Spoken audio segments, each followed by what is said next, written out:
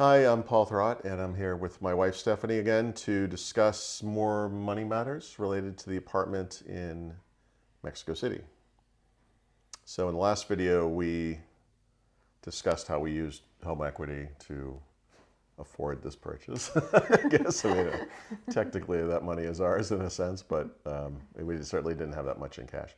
But in this video, what we'd like to talk about is the process that you went through. Frankly, you did all of this to transfer money from that home equity line of credit to our account here in the United States and then into Mexico so that you could transfer it from there to the owners of the property, right? Yeah. So this all started on January 30th. This was the last day we were in Mexico City on that particular trip. We had gone around the corner, found this apartment, both fell in love with it, and then we started scrambling to figure out how to make it work. And by we, I mean you, because you got on your phone and got the process started. So why don't you just start with that, I guess. Yeah. What did you do? So to start, I knew we were going to need some help in this process, and I had already joined a Facebook expat group just to kind of lurk there and see what people talked about and get some information. It's called Foreigners and Expats in Mexico City, if anyone's interested in joining it. And I put out a couple questions. Does anybody know somebody who can help me walk through this process? And does anybody know, what are the best and easiest ways and most affordable ways to move money from U.S. bank accounts to transfer to people in Mexico? Right. So actually, sorry to interrupt, but we should probably take a step back too and remember that this will be a theme in everything we talk about with money in our apartment. You should never do what we did, right? There's a series of steps you should take before you're ready to buy a place, and we didn't do any of that. We just weren't ready. So you remember that day, our intention was to speak to a realtor and say, well, what should we do next with regards to things like residency, where you get a Mexican tax ID, which you need to pay many bills. Should we get a local bank account, that kind of thing. So part of the problem for us is we weren't ready in a way to do Right. this. So we're kind of starting from a weird place because, if we had done things the way we intended to, we would have kind of set all that stuff up in advance, but we didn't. Yeah, we'd already have a Mexican bank account. We'd already have money in pesos. We wouldn't be kind of scrambling to do this. Yeah, you could have spent 6 months or a year trying to find the best exchange rate and all that stuff, Right. but we'll get to that. But we didn't do any of that, so we did what we did. It's a cautionary tale. Yes. Okay, so you went onto Facebook and you got feedback from several people, right? Yeah. Well, one thing is we found Jose, which was basically kind of our agent through this, who represented us with the sellers, helped us find the notary, which is the lawyer that handles the legal transfer and the sale. Right. Spoke English, perfectly, so that was great because Right. we really, needed somebody who could tell us everything in a way that we could really clearly understand. And then we found several people responded with different services they had used to transfer money from the U.S. to Mexico. So for the initial deposit, wait, am I getting ahead? No, well, no, not exactly, but basically you were recommended 4 or 5 services, which you researched and tried to figure out which was the best, because you can get certain rates, or maybe there's a fee, or maybe there's a little bit of both, that kind of thing. There were going to be 3 sets of payments. So there's this deposit, which is the initial payment, which is small, and we'll get to the exact numbers, and this is just to hold the apartment. Yeah. And then there'll be a down payment down the road, and then the final payment, right? So did you, when you investigated the 5 services, which kind of came out on top, or how did that work out for you? So I investigated 5 services. Well, to take a short step back, we had Jose go and look at the property and look it over carefully. He's also an engineer, so we felt better about putting some money down on it after we had connected with him. So most of these services where you can transfer money, you can basically you can put in the amount that you want to transfer, and you'll see what it costs. So if you want X number of pesos, it's going to tell you that's going to be this number of dollars, and that number is going to be the cost of the pesos plus either a fee or a lower exchange rate, or both, depending on how the company that's doing the transfer is making their money. So for this deposit, the first deposit was 1% down. Which is $2,700, or I ish. guess $2,800 ish. Right. Yeah, roughly. Right. What that does, it's similar to what we've had buying properties in the U.S. That basically locks the property down for 30 days, so they can't sell it to anybody else in that process. Right. With the expectation that at the end of the 30 days, you'll put 20% down as a down payment and get deeper into the whole process of making the transfer or the sale at that point. To be clear, now we're home. It's February. You are going to make this deposit, and then that kind of starts the clock. So we have 30 days. So we have to book a trip to come back within 30 days, which we do. Right. Yep. And which one did you use for this? For this one, I used Xe. Xe. Okay. I just got online and ran the numbers for like 5 different companies, and I mean, for the amount, this one was, roughly $2,700 was the amount we were putting down. The difference wasn't huge. It was probably a $20 or $30 spread from the most expensive to the least expensive, but there's no reason to pay an extra $20 or $30 if you don't need to. Right. This gets even more important as you get into bigger dollar amounts, because when you aren't doing 1%, you're doing 20% or 50%. Yeah, it adds up. It adds up. So the other thing to keep in mind here is that there's an exchange rate to deal with. So we actually have 3, I guess we'll call them bank accounts, actually technically 4 to deal with, right? So our home equity line is with Citizens Bank. Our main bank, is Ally Bank, which is an electronic e-bank, online bank. There are specific rules, right, about what we can do with transfers every day and all that kind of stuff. We have to eventually get this money into some holding place, Wise or Xe or whatever, where it can sit until we can transfer it to a Mexican bank account, which is owned by the owners of the property. So in this case, you did a straight exchange. Well, actually, this was just our money, so this was a simple one. Right. So it's a little under $2,800 that you transferred with Xe directly to the Mexican bank account of the owners. Yes. Okay. Yes. And we did that while we were home. Right. And that kind of held the property. Okay. Yep. Yep. And you'll need to be prepared whether you use Xe or Wise or any other transfer service. There's a little bit involved in setting up the account, because you need to probably scan your passport or your driver's license. You need to take a selfie so they can match your picture up with the ID that you provided. Right. Depending on the type of transfer you're doing, you might need quite a bit of information from the seller. So you want to probably try to do the transfer when you have access to them or you have all their information, because you might need various bank account numbers for the bank and for their personal account, their email address, their phone number, their business address, Right. the type of address, the type of business that they operate. There's a lot of stuff in there for like money laundering or drug trafficking that you have to Right. kind of provide a lot of information.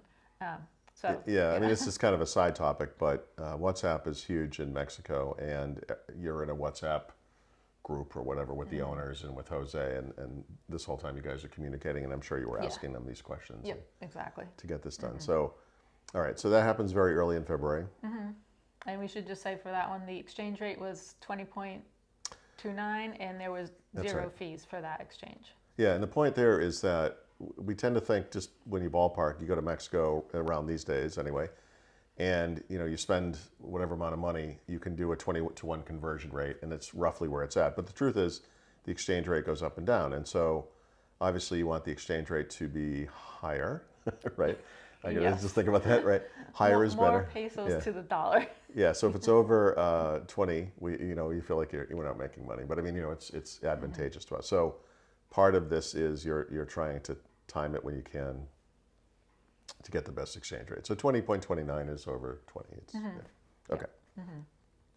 So sometime in February, you would have transferred the amount we needed for the down payment from Citizens to Ally, right? So for the down payment, we needed 20%. And I guess I don't know, I have this figure written down here. We have notes here because these numbers, we would never remember these numbers, but it says we needed $56,000, is that correct? It was actually, this is the amount we transferred, 50.5, okay, or $50,501.25. All right, so it's not 56. Now, two things have, now things are a little different. So there's this added level of complexity. Now we're not taking our own money, we're taking money from citizens or from the home equity. You're putting that into Ally. Ally allows you to do $50,000 a per day. day. Okay, so we just exceeded that by about $500 somehow. So it doesn't really matter where that, how you did that, if there were two exchanges or if we just took our own money, Yeah, whatever. we just use our own money. But okay, so we have so we have this 50 grand. So, but now you switch to Wise, which is another one of those services. So what happened there? Why did you make that change? So for the second transfer, I did the same thing that I did the first time, where I put the amount I wanted to transfer in, but instead of doing 5 different services, I narrowed it down to the top 3 from the last time, ran the numbers on the top 3, and this time Wise came out to be cheaper. Even though Wise has a fee, and in this case the fee was about $390, which the fees are high. That's something to factor in if you're buying property in Mexico. When It you kind move of your eats money, up a lot of the fees, extra we made, yeah. off the exchange rate, I Right. guess. But the Wise exchange rate was better. So when you looked at the bottom line, how much, Right. the fees plus a better exchange rate worked out to be a smaller number in dollars than what the other companies came out at. So Right. it Now, was Wise this time. in this case, so you have, let's see, so we've gotten the $50,000 into Ally. It's there when we went back to Mexico? It's still there? Is that right? Yes. So it's in a savings account. So we flew to Mexico in early March. I don't remember exactly why this is, but the day before we went home is when we had the meeting at the notary where we were going to do this down payment. Yep. And I'm sure there was I don't remember why, but it was a poorly timed thing on our part, because being there even one more day would have made a big difference. But for whatever reason, on the last day, it's basically a lawyer's office. We're sitting at a table, lots of people around the table and everything. And Stephanie's, you have 2 things to do. First, I think, right? You have to, no, I guess you just have the one thing. So you have to, no, you're doing 2 things at once. You're putting the money from Ally into Wise and transferring it into pesos, perhaps in the same transaction. Yes. Right, in the same transaction. Like I'm using Wise to move the money from Ally to So you seller. you just took whatever the exchange rate was that day. I did, yeah, because at that time, and that was the best And that was the exchange best, rate of yep, the whole process. by It far. was 21.33. Yep. I mean, if we had done the whole thing, everything know. at that rate, we probably would have Don't even say saved it. another $5,000. I don't want to know. That's terrible. All right. Yep. But the fee was, like I said, over $390. So you just in front of everybody. You're on your laptop. You did the transfer with the conversion, got the great rate, and then you did a wire transfer from Wise to the owners of the business that owns In this case, it all kind of happens. Wise is like the intermediary, but it's all one thing. Like Wise is taking the money from Ally and putting it into their account. Yes. Their account. So it's 2 brothers that own this company. They're great guys. Awesome company. They make beautiful properties, and it's super. I mean, they've been fantastic every step of the way. And they were very. Here's your receipt. Electronic receipt, whatever. So I don't remember what we did that night. I'm sure we went out to dinner. Got up early the next morning and go home. This thing could have taken 24 hours to go through, and you're probably checking it from time to time. I was checking it. It takes. Ally Bank can take up to 24 hours to approve and process your transfer. So I'm watching it.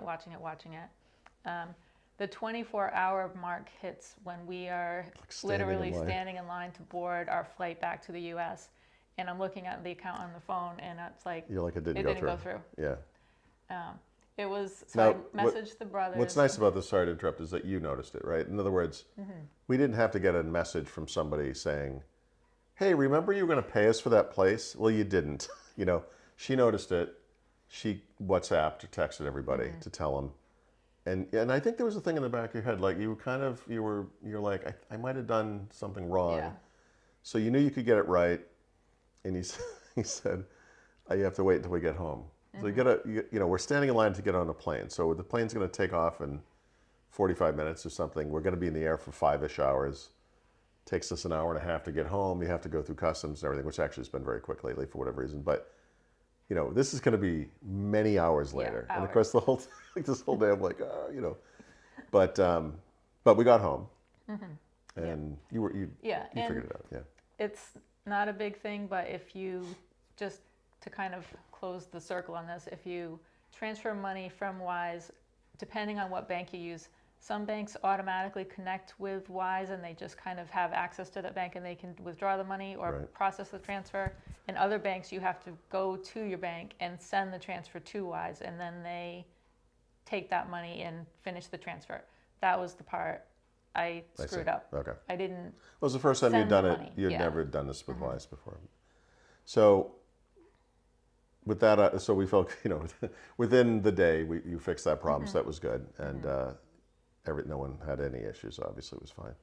But now we have the 6-week wait. And the reason for the 6-week wait is it's Mexico, right? So there's a lot of paperwork that has to be processed through the government, including some that's specific to us because we're foreigners, right? And so it's just, there's no real way to know, but we booked a trip for 6 weeks out, which would have been middle or third week of April-ish, April mid to late. 18th-ish. There you go, mid,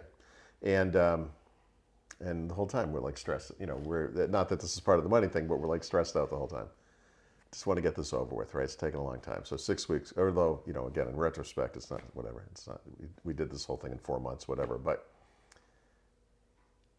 5.99 weeks went by, and you got a message from somebody that said, we never got back one piece of documentation. And it's one of those pieces of documentation that's needed because you're not from Mexico, you're not Mexican. So we were in kind of a limbo period. And that's not part of the story, but we didn't go back until mid-May, or 10th of May or whatever it was. But in the meantime, regardless of the 6 or 8 weeks or whatever that time period is, now you have to transfer the rest of the money from Citizens Bank, right, the line of credit to our savings account, and then you're kind of looking at the exchange rates, right? So how did sometime in April, I guess, you would have made the final transfers into Wise, right? Just so it's sitting there ready to go when we do want to make this purchase. Yeah, so now I was starting to learn a little bit more about, this was kind of a learn as you go process for me. Maybe that could be better for other people. Yeah. So the first step was moving money from the equity line at Citizens Bank to our savings account at Ally Bank. And the reason we had to do that is we could transfer money from Citizens Bank directly to Wise, but we would have to go to the branch and do that in person. And the closest branch to us is about 30 minutes away. Yeah, it's not close. So we wanted to just be able to do it online. So Ally Bank allows a $50,000 daily deposit. So I just wrote a bunch of checks and one at a time. Deposited them one at a time. A couple of days into this, both banks Called start both calling of us. both of us. I'm at the gym, my phone's going, it's like. Because as it turns out, in hindsight, we probably should have just called both of these banks and explained what we were doing. Well, that was, my thing was just, I don't understand this 50,000 a day thing. Why can't we just talk to someone and say, look, we're buying a place. People do this. We need to transfer a lump sum and have them go through whatever they have to go through to authorize, to make sure we are who we say or whatever. But the phone call stuff was not too problematic. I think we both had to talk to a human being at some point and then, just explain what we were doing. And they were like, yeah, okay, that's fine. It's normal. So we have numbers here that are very specific, but you moved almost 90, I don't know why we have two numbers here, but 96,000 and 78,000 to Wise in late April, 20.51. Yeah. For the exchange so rate. I want to take a step back from that. Okay. So which we already mentioned that we had a really good exchange rate for the down payment. Right. But we didn't have the money ready to move after that into Wise to take advantage of that exchange rate. Right. So my plan originally was to move all this money into Ally and then start moving it into the Wise account. And I moved about 50,000, and the exchange rate was 20.38, but then the rate started kind of dropping after that. So my plan had been to just move some money every day as those checks cleared, move that money into pesos. But then I realized that's not the smartest way to do this. We have, at this point, we have a few weeks. I might as well just keep an eye on the rate and see where it goes. Right, right. So, you know, I mean, 21.33 would have been great, but the rate we had. It is what it is. You know, we didn't have a lifetime to look at this. So in my head, I set a 20.5 exchange rate as the amount that I wanted threshold. to get. Yeah, if you hit that number, Yeah. you'll make the exchange. Yep. And at first I was like refreshing the page, keeping a close eye. And then I was like, oh, look, you can just set up an email alert with Wise, and they'll email you when the rate goes above this amount, and you don't have to like watch it yourself, which sounds pretty obvious, but. So I don't know why these three sums, but like you said, it was almost 50,000. It was a little over 95,000, and then a little over 78,000. So there, between the end of March and the end of April, there were these three exchanges at different rates. The last two, the 95 and the 78,000, had fees. Right, well, they all had fees. I'm sorry, but the fees were these were $1,167 in fees. So you know the fees kind of add up, right? So it's like 400-ish. There's about 15. I mean, honestly, it's about $2,000 in fees overall over the course of this whole thing. So, like I said, good to know about. And finally, we heard back from the guys in Mexico, and we were ready to come back. So we booked a trip, short term, you know, like very quickly, very expensively, speaking of $2,000. And we returned. And this time, we were smart enough to have the meeting with the notary right at the beginning of the trip, right? Like the next day. And that ended up working out fine. We were there for about half the day, a lot of paper signing, a couple of issues we'll get to later that aren't related to this discussion, but suffice to say that Mexico, like any country, has a lot of rules, regulations, and some things are different, some things are the same. I mean, I think the thing where you've got a stack of paper and you're signing a lot of pieces of paper is very similar, right? But there are other things, you know, that we had never heard of before, and so we'll get to all that. But for purposes of this discussion, you have now transferred all of the money we'll need to complete this purchase into Wise. You got whatever exchange rate you did. In fact, we have an effective exchange rate we'll get to in one moment. And the amount that was, and it was converted to pesos. Right. So there's one thing I should say, because this is important. So with an account at Wise, you can put your money in different currencies. Right. So one thing I should have done earlier in this process was just move my money from US dollars in our Ally Bank account to US dollars at Wise. And then when I saw the exchange rate that I wanted, I could just move it quickly. And not have to worry about the 24-hour process. Although, as I idiotically pointed out earlier, you know, there's also this kind of theory where you could just do this in chunks and play the game you were playing, which is looking at the exchange rate over time, and you have some threshold, and you're like, I'd really like it to hit 20.5 or 20.7 or 21 or whatever it is, and maybe do, you know, chunks of it at a time. You could do that as well, or whatever. But so we did what we did. You should do something different for sure. But now what we have in the bank, in the bank, Wise, like, which I guess it's a bank, is about 4.5 million Mexican pesos. The total asking price of the apartment was 5.6 million Mexican pesos. So the remainder was the stuff we had already paid in the down payment and deposit. Right. So this was about, so if you accept 20% as the exchange rate for $5.627 million is about $280, maybe $281,000. So the total we paid was actually $276, we'll call it $276,500 basically. So the effective exchange rate that you got over the course of 3 or 4, whatever, number 5, whatever, several transfers, was 20.35. So higher than 20, you know. And hilariously, what was the fee for that transfer when you $2. $2. So it's $2,000 in fees, and then we transfer all this money in $2 because it was going Yep. pesos to pesos. Right. That transfer went through almost immediately.